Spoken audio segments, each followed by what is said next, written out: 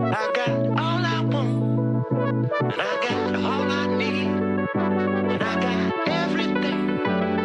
I got you and me. All I want, I got all I need. Marriage is the best. Hey, welcome back. We're glad you are tuning in today. Today we're going to be talking about the fourth phase of marriage. Now, technically, it's the sixth phase that we've talked about so far. So far, we've talked about the first stage, which is that early honeymoon stage full of life and beauty and tension and love. We've talked about the second stage, which is a disillusionment, and how relationships run into reality, how the facade kind of wears out, and eventually we're forced to recognize the reality of the person that we chose. We talked about phase 3 and how we enter into teamwork phase, where the disillusionment is kind of faded away, and we're tasked with engaging in life and responsibilities and doing it well and doing it together. And we are now talking about the renegotiation phase. Teamwork phase often occurs in the marital development during children and child rearing years. Now, obviously, not everybody is blessed with that. But, typically the teamwork phase is very, child rearing heavy. Renegotiation oftentimes is occurring when a lot of those demands of the children are kind of winding down. Essentially, you've gotten to the point where you have successfully moved through the raising of your kids, and now you're in a season where there's just a lot of change. There's a lot of adjusting to do. So you have to kind of redefine and renegotiate what the relationship is going to look like. Negotiation, or to negotiate, is to discuss something formally in order to reach an agreement. So 3 kind of primary words there. Discuss. Obviously, we're going to be talking about and negotiating in this season. It's formal. And in this kind of context, formal works really well, because I think when I say formal, what I really mean is intentional. So we're intentionally discussing something in order to reach an agreement. And then the agreement part is really important here. Because if you don't agree on kind of where you're going and you don't kind of come to a place of agreement, the negotiations fail. They break down. And all of a sudden, those negotiations will lead to bad places, lead to either a lack of intimacy or a lack of closeness, because you were not able to intentionally discuss and come to an agreement about kind of what's next for you guys. And essentially, it gets to a place where a lot of people actually end up ending their marriages. So I was doing some research on kind of the season of marriage, these later years, and I found some interesting things that I wanted to share with you guys. So divorce rates are actually currently at their lowest in about 50 years, which is really cool. That's out of a Pew Research Center study that found that currently around 14.4 divorces per 1,000 married women. And in the early 1980s, there was 22.8, which is where it peaked. So there is less divorce, but there's also quite a bit less marriage going on in our current culture. The gray divorce rate, so people divorcing after 50, has doubled since the 1990s. And for those 65 and older, the divorce rates have nearly tripled than the levels in the 1990s. Now, obviously, the culture has shifted a lot, and the conversations around divorce and divorce just being an acceptable thing has changed drastically. And, whenever we talk about divorce, one of the things that I always like to say and to remind people is that not all divorce is bad. there are lots of instances where couples have stuck together for a very long time. They've stuck together through harmful dynamics, right? Like really, really harmful dynamics. Not like a suck it up buttercup kind of dynamics, but like really serious harm being done from one person to another. They stuck it out for a very long time, and they've found that they're sick of dealing with that, or they just can't take it anymore. They've reached a limit of some sort, and they decide that that's enough, and they're done. Obviously, each specific case needs to be adjudicated appropriately and thought out, within the context of the relationship and the family, and the support levels and all of those things, right? Like that is up to the individual to decide. But the idea is that we should never aim for a 0% divorce rate, because not 0% of marriages are undivorceable, which is probably the worst way of saying that. A better way to say that would be that there's a lot of marriages out there that really ought to end in divorce due to the harm that exists within the relationship.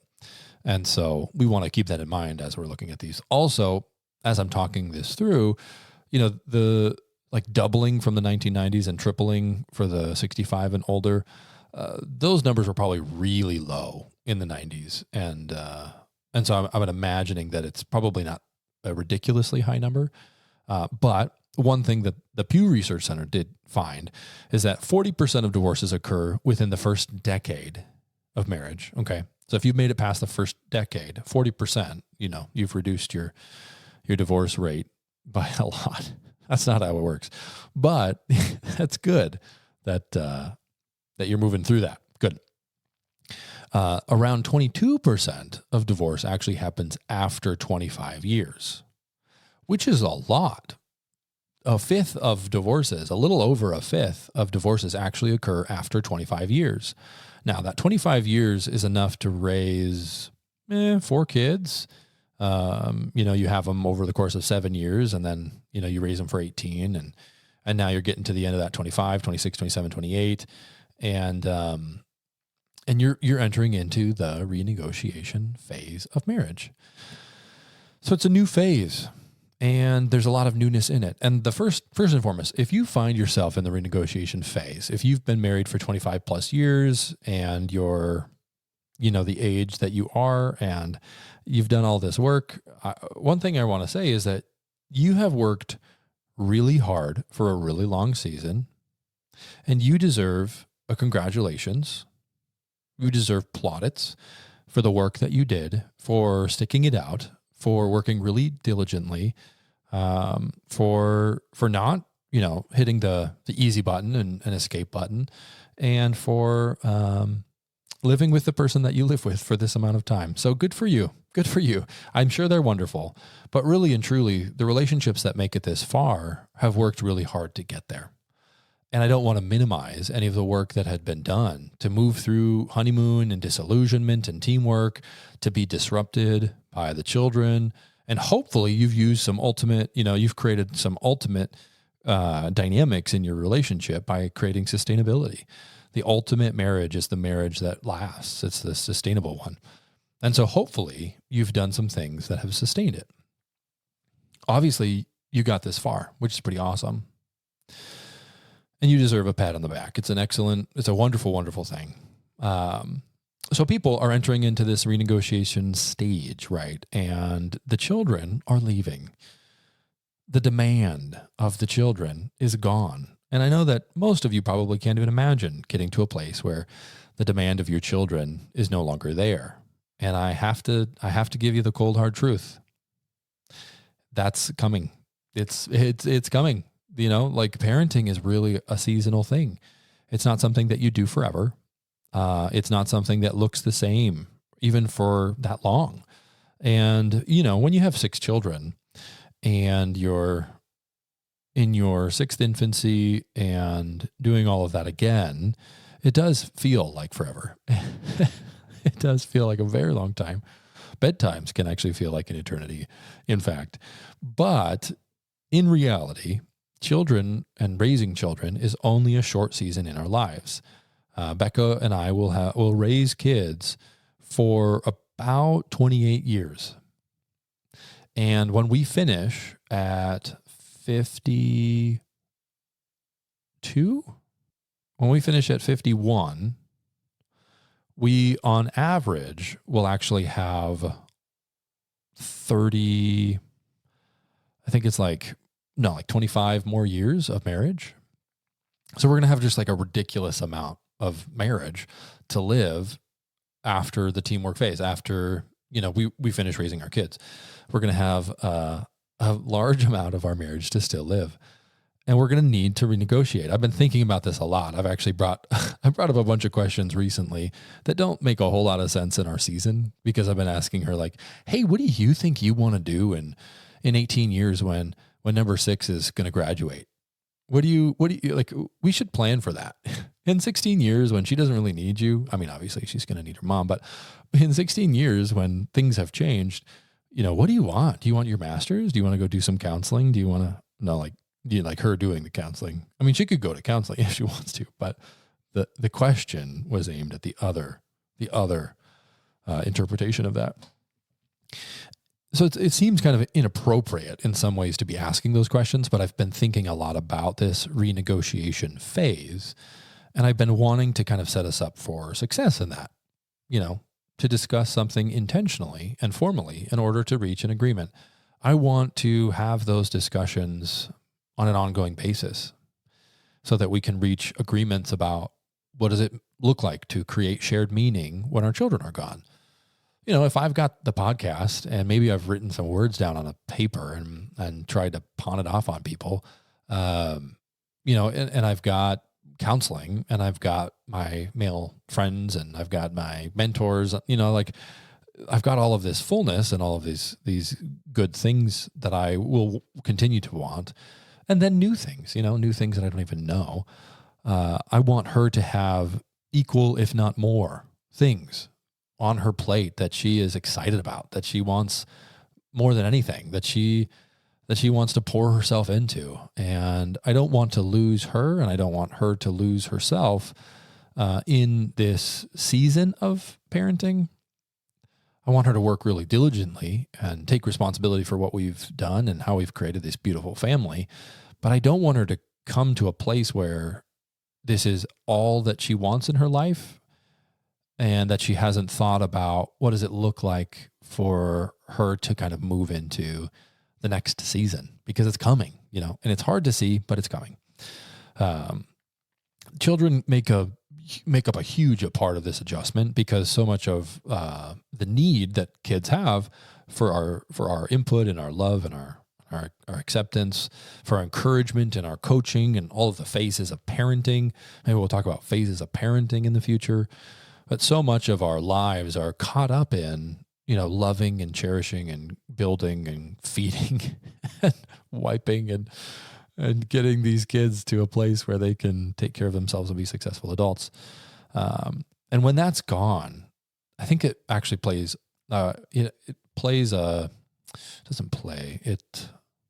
it is a hugely significant shift for especially moms to make.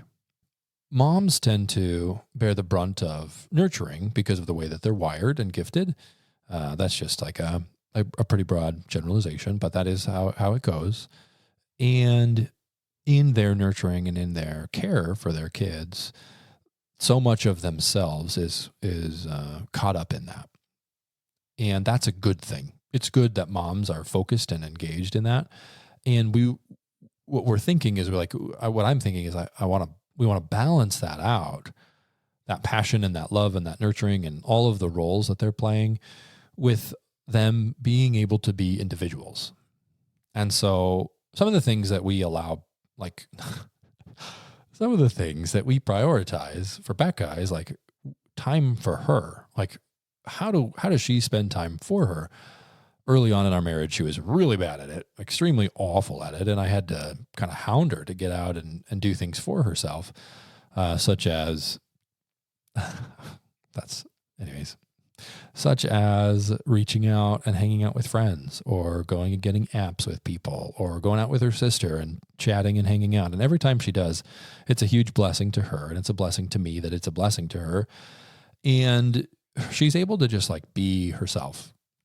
Can she be herself while also raising children? Yes, that's a part of her, but it's a part. It's not the whole thing. And so she needs time to express herself outside of the context of little people who desperately need and want and love and think she's the world.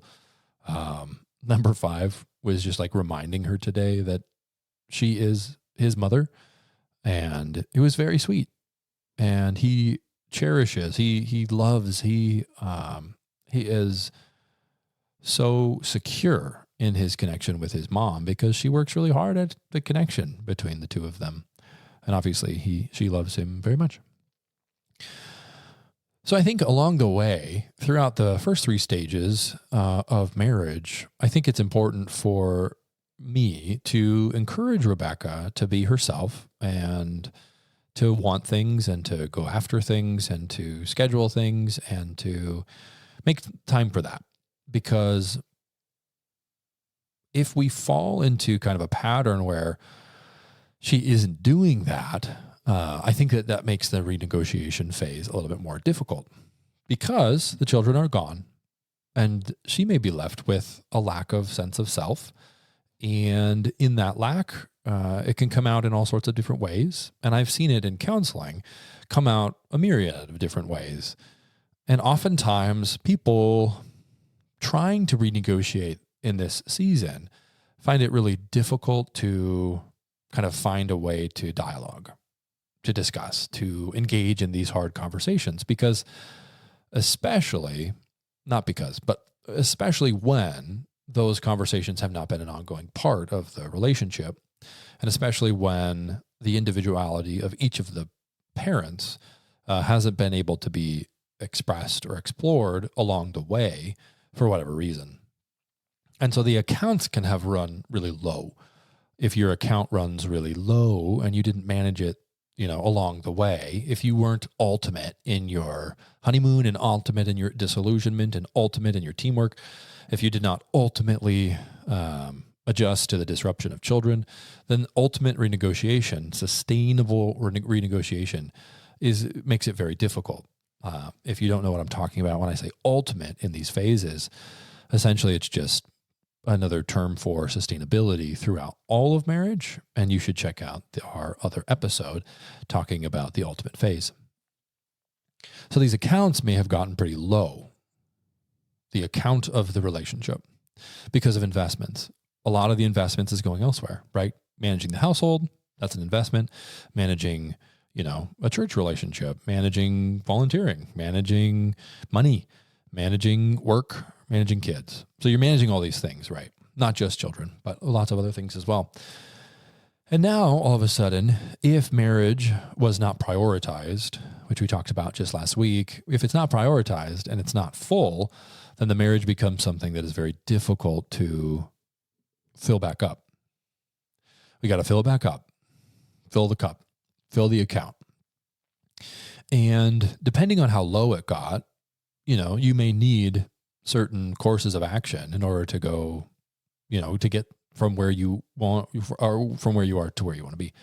So coming into counseling, coming and seeing me at the good old spot, the counseling care spot, writing in, you could write in questions or whatever on the email thing. That would be good. Reading books, but there's just work to be done, right? To fill the cup back up, there's a lot of work to be done, a lot of conversations to have. We have to redefine and renegotiate our roles. We have to redefine and renegotiate our finances. We have to redefine and renegotiate so many things. And so one way to kind of prepare yourself for renegotiating is to keep that account really full so that you have a lot that you can draw on in the relationship so that those conversations go well. And if you do that really well, then you're going to more smoothly enter into and move through the renegotiation. It's not going to be seamless and it's not going to be like easy, right? But you'll be able to move through it and you'll do it well. Here's one of the cool things. Okay. In my research, I actually found that a lot of people, especially women, actually report that in this season of marriage, when the children are leaving, that actually correlates with a higher rate of marital closeness.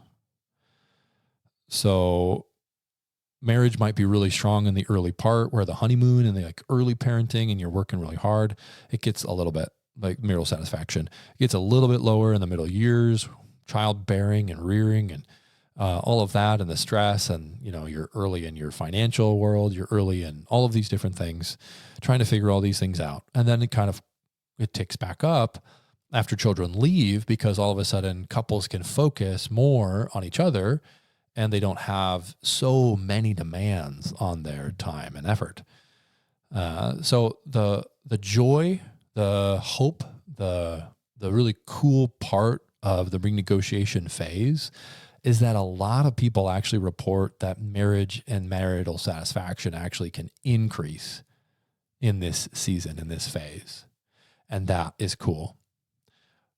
Disillusionment can be a grind.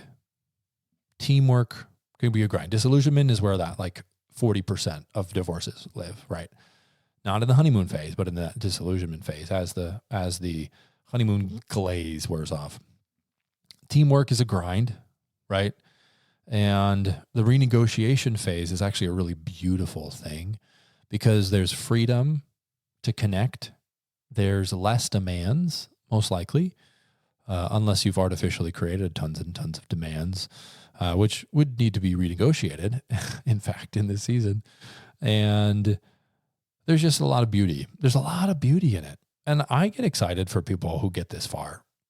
I really do. I get excited when I get to talk to people who've been married for this long. And I've had many chances to talk to and work with people who have been married again and are kind of entering into this season of their lives. It's a beautiful thing. And protecting this thing, this investment that you've made, this marital account that you've created with this special person, this beautiful person, this flawed person, is always worth it. As long as there's not abuse or harm going on, it is always worth it. So new dreams. You've got this opportunity to make the best, season of your marriage, this season, the renegotiation season, and the seasons that come thereafter. And so you need new dreams. You need to join in with each other. You need to redefine a little bit of yourself, that part of you that was fully demanded by the kids or the other parts of the other seasons.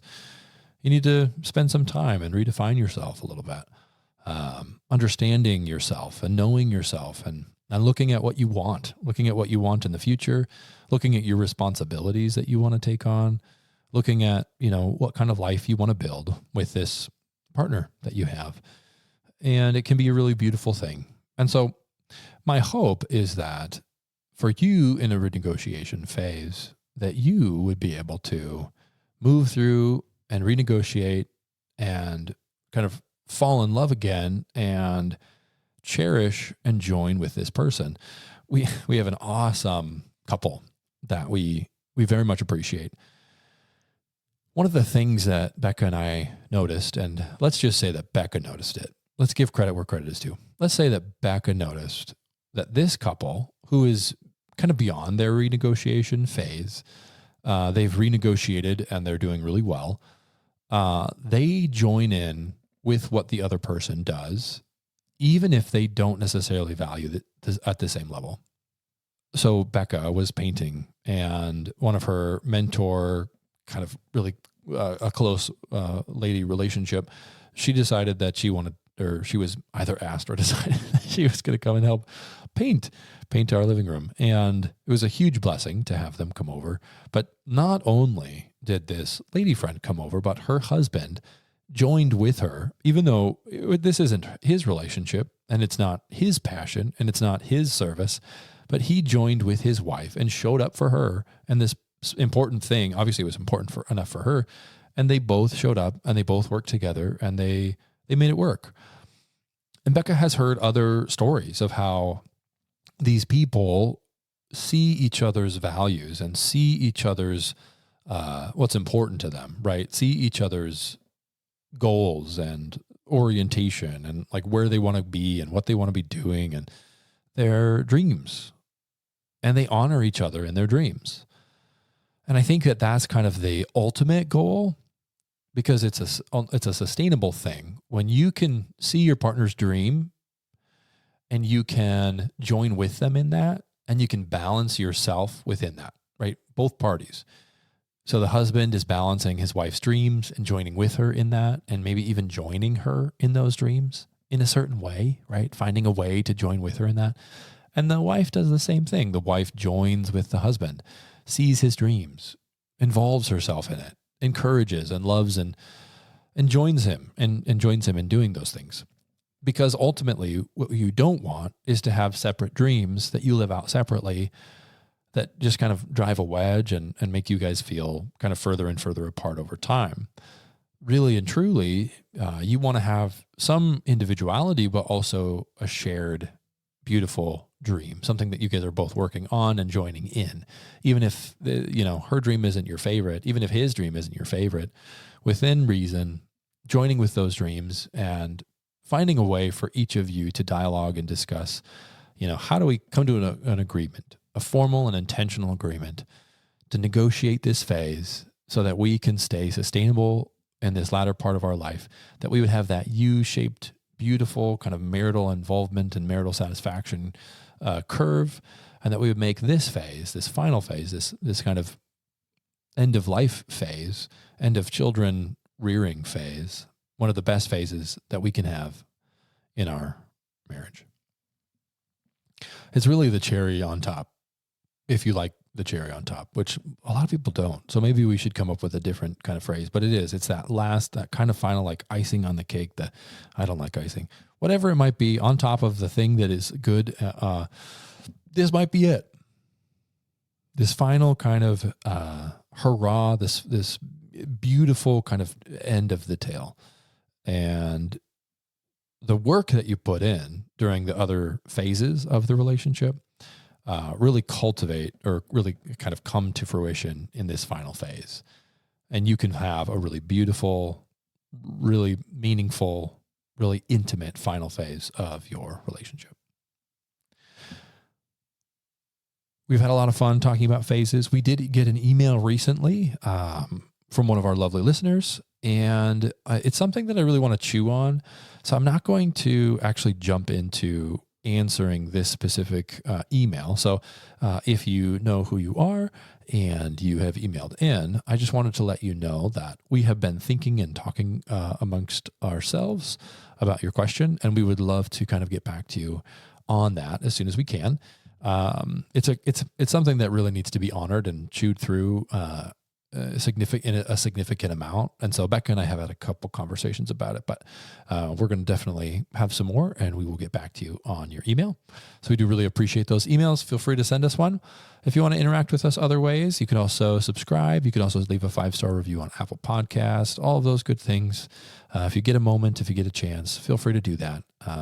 Also, you can share it. We don't do a whole lot of sharing because I'm not on social media and I don't really like social media. So if I don't share it, maybe you could. If you have social media, go ahead and throw it up there and tell people that you like it, and maybe they will like it as well.